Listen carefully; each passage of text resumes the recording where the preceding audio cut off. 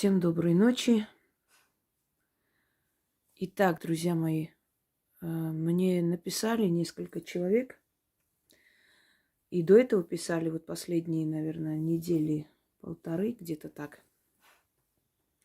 Получила несколько просьб, хотя я не по просьбам снимаю, но иногда бывает, что когда люди мне как бы напоминают о том, что я должна была снять на какую-либо тематику видеоролик, это подталкивает меня к действиям.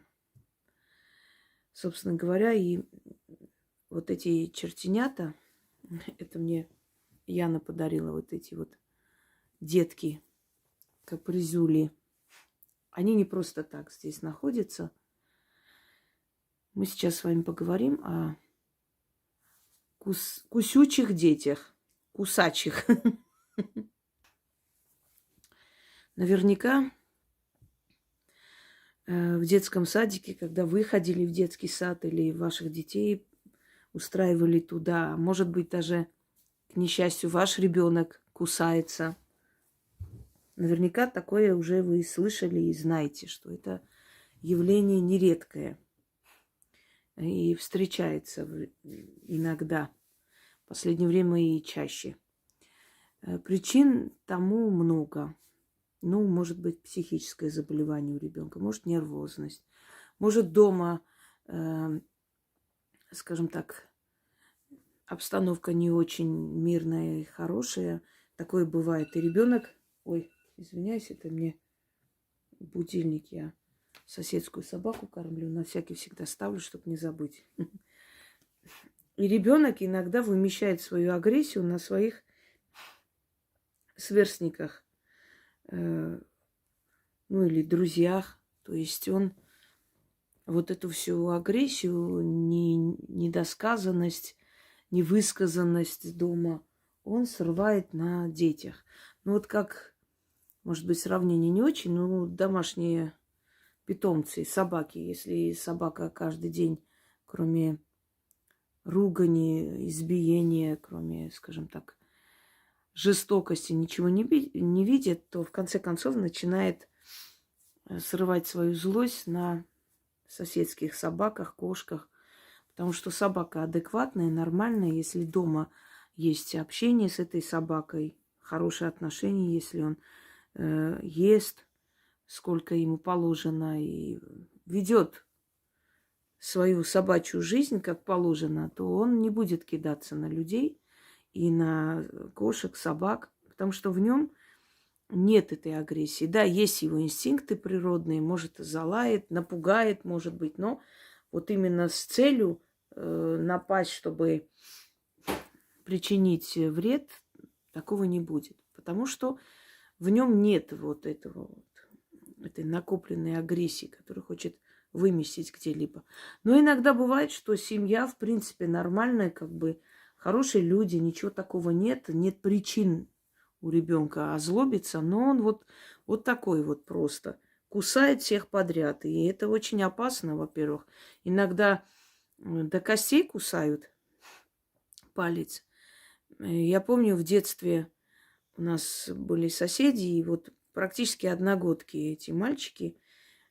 И он подошел, такой хороший ребенок, добрый, подошел, игрался и как-то высунул палец. Может быть, что-то там он сказал ему, не знаю, или что-то хотел отдать ему, тот руку потянул через вот эту сетку, высунул палец, и этот мальчик, он просто напал, схватил и просто до костей. Вот уже ребенок аж посинел от этой боли, и он просто до костей вцепился, вот с большим трудом раскрыли ему челюсть и вытащили палец. И этот палец, он сейчас уже взрослый парень, женатый, этот палец до сих пор такой с ужасным шрамом, розовым таким. Понимаете? Вот это очень страшное дело. И такого ребенка не хотят брать в садик, не хотят с ним играться. Не хотят, потому что опасаются, потому что он кусает. В стародавние времена говорили, что в него вселился бесенок.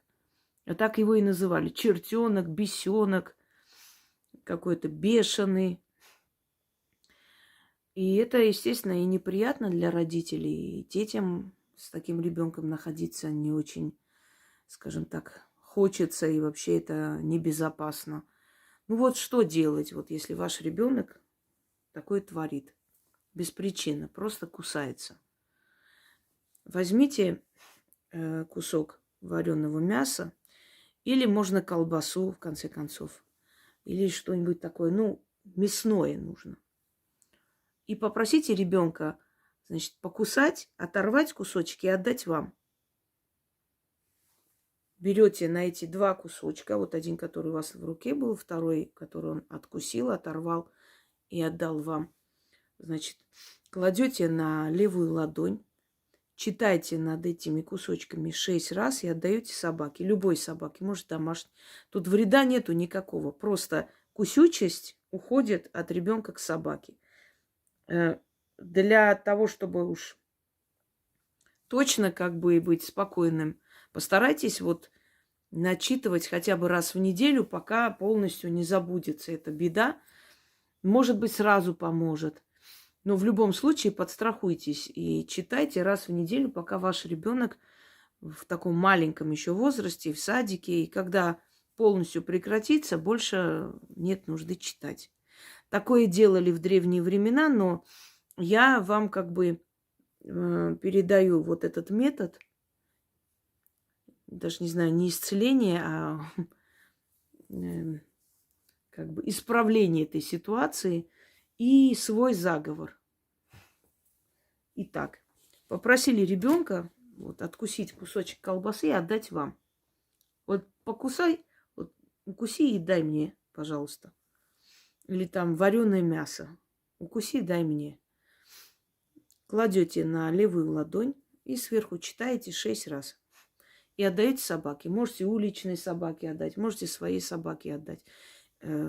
Та собака не будет кидаться и кусать людей. Нет, ну просто, поскольку кусает, это кусючесть, она больше как бы присуща собакам, да, это их профессия кусать. Поэтому вы убираете у ребенка вот это и отдаете тому созданию, тому существу, который, собственно, которому положено кусать, но не ребенку. И заговор следующий. Дитя, кто тебя родил? Тебя женщина родила, своей грудью кормила. Собаку кто родил? Собаку сука родила, молоком кормила. Дитя растет, хлеб жует, яблоко кусает, а не людей. Кусать удел собаки, а не дитя. Собаки собачьи, а дитю дитячие. Истинно заклято. Дитя, кто тебя родил? Тебя женщина родила, своей грудью кормила. Собаку кто родил? Собаку сука родила, молоком кормила. Дитя растет, хлеб жует, яблоко кусает, а не людей. Кусать удел собаки, а не дитя. Собаки собачьи, а дитю дитячие. Истинно заклято. Здесь идет заговор как диалог.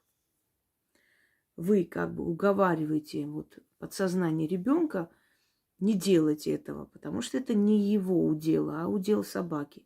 Еще раз. Я 6 раз не буду читать, но вам нужно будет 6 раз читать. Дитя, кто тебя родил?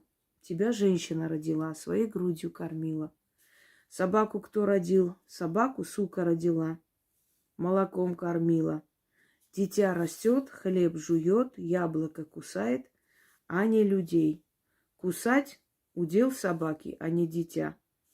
Собаки собачьи, а дитю дитячие. Истинно заклято. Начитайте 6 раз и отдайте без никаких слов, там ничего не нужно говорить, просто отдайте этот кусок мяса или колбасы собаке. И ваш ребенок перестанет кусать других детей. Всем удачи!